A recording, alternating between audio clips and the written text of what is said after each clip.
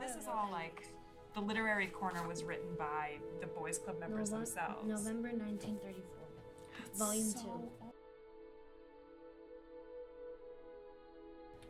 You guys know the card that you have to use to scan in every day? Card? So this is the card that they used to use, and it's just like flimsy little paper. It's How like, do you scan in with that? You don't have the black and white lines on it. so what year is this from, though? 1957. 1957. Do you think they had a lot of scanners? No.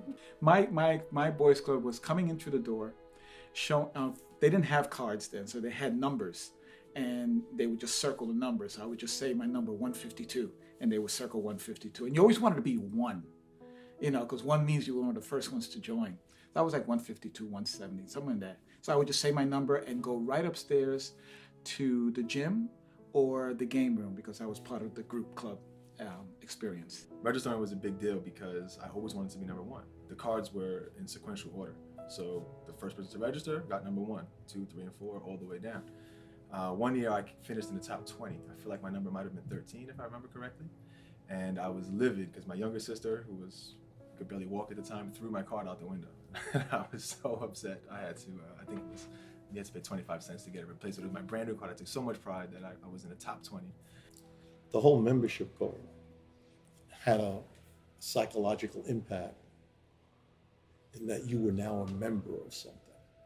It's not unlike adults bragging about what a very exclusive golf club they belong to for the kids.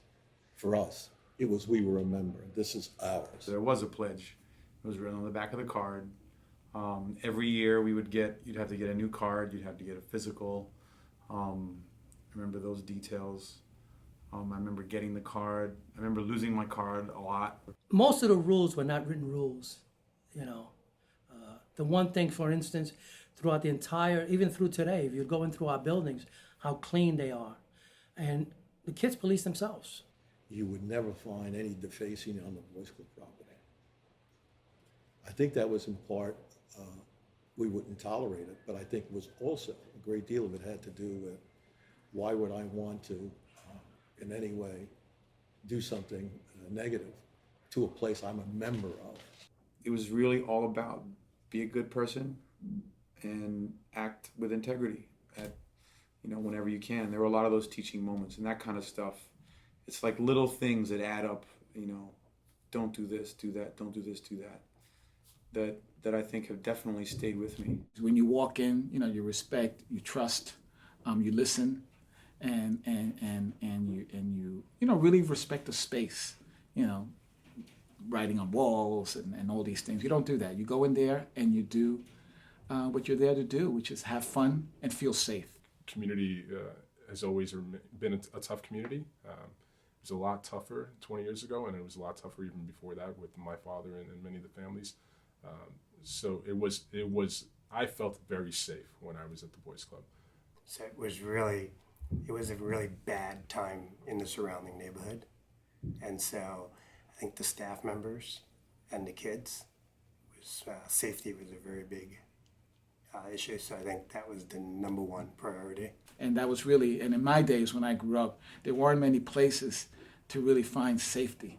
And this was really the only place. And it really, if this place wasn't here, I pretty wouldn't, my friends used to say that I was in this black hole because my mother would never let me go out. Often it was one of these situations where you're not sure how safe you feel even walking the 5 or 6 blocks from school to the Boys Club. But there were safe pockets in the community. I remember Ray's Pizza being one of those safe pockets. We'd go there, it's 2 blocks away from the club, and we'd hang out there until the club opened, and then we'd go to the club, and we were, and we felt fine while we were there.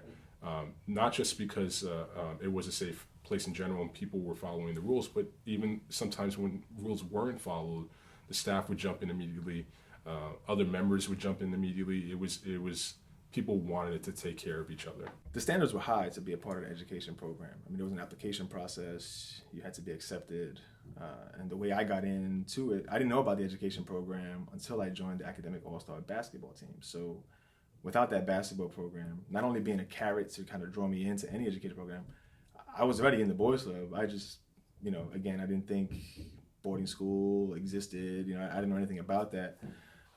So applying to the basketball program, you know, you had to write an essay, you had to get your report card, you had to get teacher recommendations, all of these things. So it was a serious process. The phrase I can remember clearly was Mr. Sukuriak saying, "This is a once-in-a-lifetime opportunity for kids like you. When you get there, it's not only about grades, and it's about demonstrating good leadership skills and being part of a school culture, because it only takes one mess up for the school to maybe not want to send another boys club kid there." It was especially important that I didn't make any mistakes while I was at this independent boarding school, because not only did I represent the Lower East Side and my mother and my family, I represented the boys club. And that was important to me because I didn't want to ruin this opportunity for the next kids behind me. In fact, I wanted to make sure that they said, oh, if the kids like John Lopez, then bring them all in. And it was important to me to keep that door open. So I am now 15 years old, playing pool, ping pong, and I had a young man who was the director of that particular department.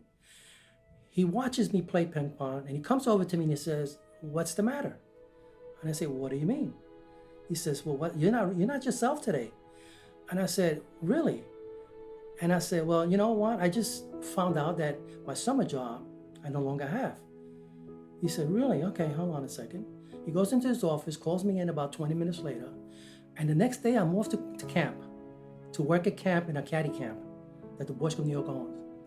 The moral of that story is not so much that I had a job now and what it was about me, but really it was about someone that saw I was different that day.